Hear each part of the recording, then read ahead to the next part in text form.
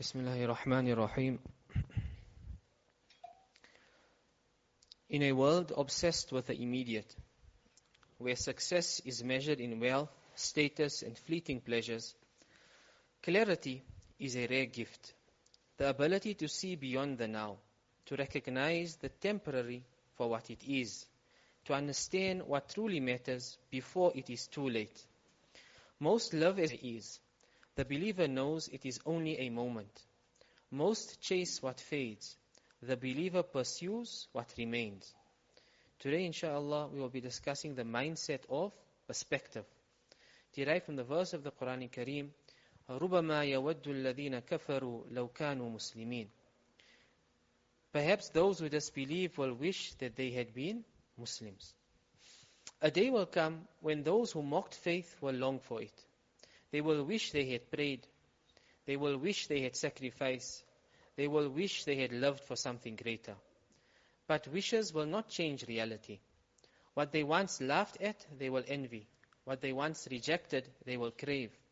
But the doors they ignored will be shut. The world is not deceptive because it is beautiful. It is deceptive because it is temporary. The disbeliever builds his life around what he can see. He chases comfort, indulges desires, and avoids sacrifice. He believes he is free, but he is bound by his illusions. The believer moves differently, not because he does not feel the pull of this world, but because he knows where it leads. Your perspective defines your reality. To the one who sees only this world, sacrifice feels like a loss. To the one who sees the next, sacrifice is the greatest investment. The disbelievers mocked the Prophet ﷺ in Mecca. They ridiculed Bilal radiallahu anhu as he was tortured. They dismissed Islam when it was weak. But they did not laugh when the Prophet ﷺ entered Mecca victorious. They did not mock Bilal radiallahu anhu as he stood atop the Kaaba calling the adhan.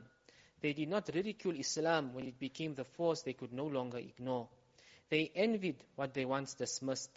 They wished for what they once rejected. But wishing does not rewrite destiny.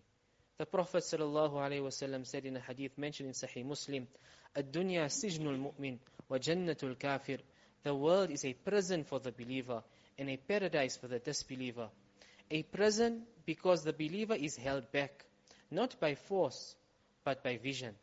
He knows indulgence is not freedom, it is a test. He does not trade eternity for fleeting moments.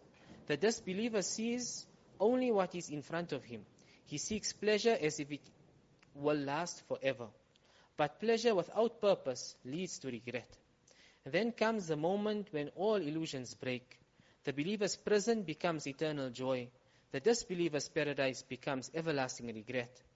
Fir'aun had everything: power, wealth, status. He believed himself untouchable. He thought his strength was eternal. Then in a single moment he drowned. And as he drowned, he brought Iman 3 times and said, as mentioned in the verse in Surah Yusuf, until when drowning overtook him, he said, "I believe that there is no deity except the one in whom the children of Israel, the Bani Israel, believe, and I am of the Muslims." But belief after seeing the truth is not faith.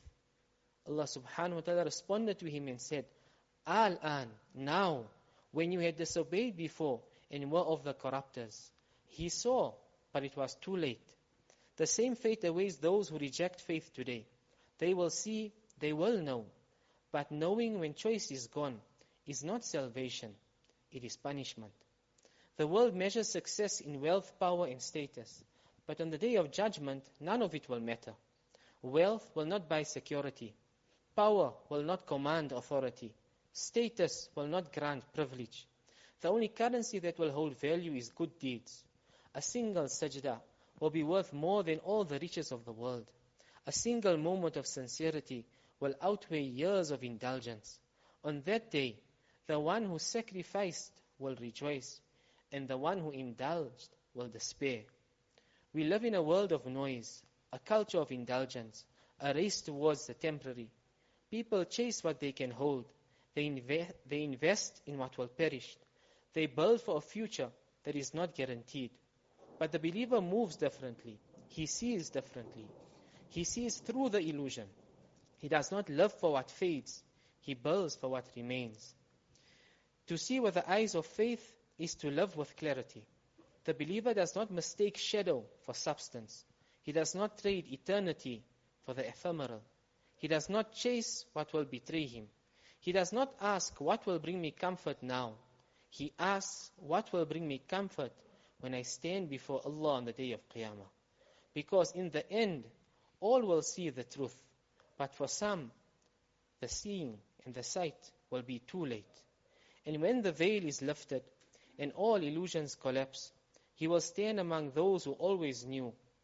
Reality was always there. The question was never if you would see it, but when. May Allah subhanahu wa ta'ala grant us the perspective and understanding of what has been said.